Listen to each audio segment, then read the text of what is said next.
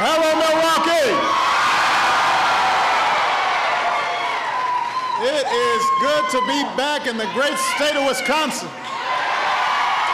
But I'm actually here today because this company has been making the most of a huge opportunity that exists right now to bring jobs and manufacturing back to the United States of America. The result has been a pretty painful process for a lot of families and for a lot of communities, especially here in the Midwest. Too many factories where people thought they'd retire suddenly left town.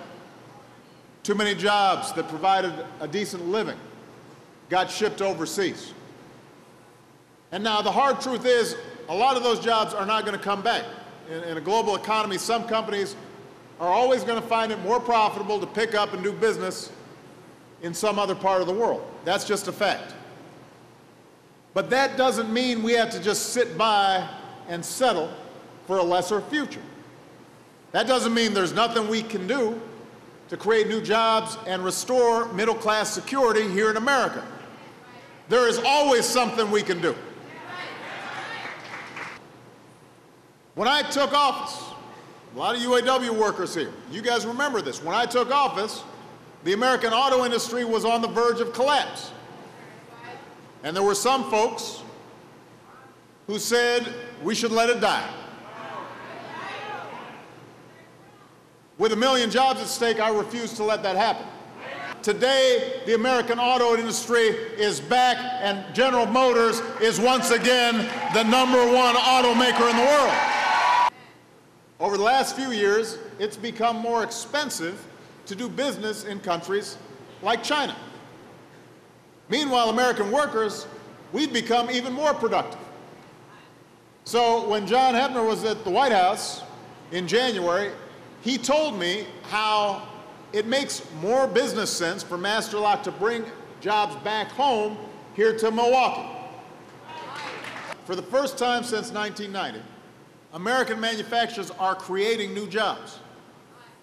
That's good for the companies, but it's also good up and down the supply chain. Because if you're making this stuff here, that means that there are producers and suppliers in and around the area who have a better chance of selling stuff here.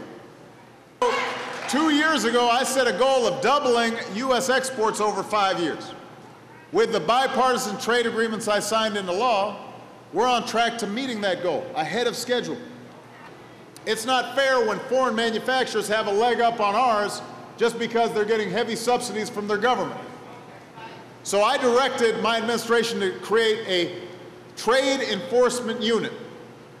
And it's only got one job: investigating unfair trade practices in countries like China, making sure we've got an even playing field, because when we've got an even playing field, I promise you, nobody is going to outcompete America.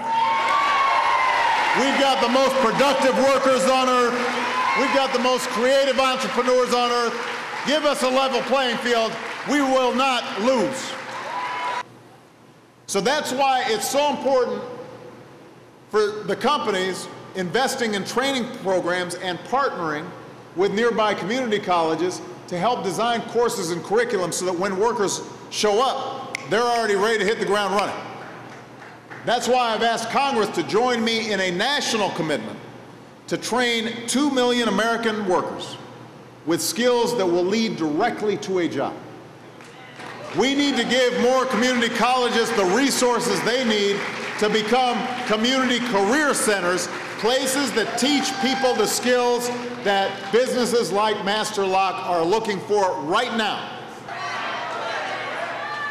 Milwaukee, we are not going back to an economy that's weakened by outsourcing and bad debt and phony financial profits. We need an economy that is built to last, that is built on American manufacturing and American know-how and American-made energy and skills for American workers, and the renewal of American values of hard work and fair play and shared responsibility. That's what we're about. Here's what I want everybody to remember. Over the last 23 months, businesses have added nearly 3.7 million new jobs. Manufacturing is coming back. Companies are starting to bring jobs back. The economy is getting stronger. The recovery is speeding up.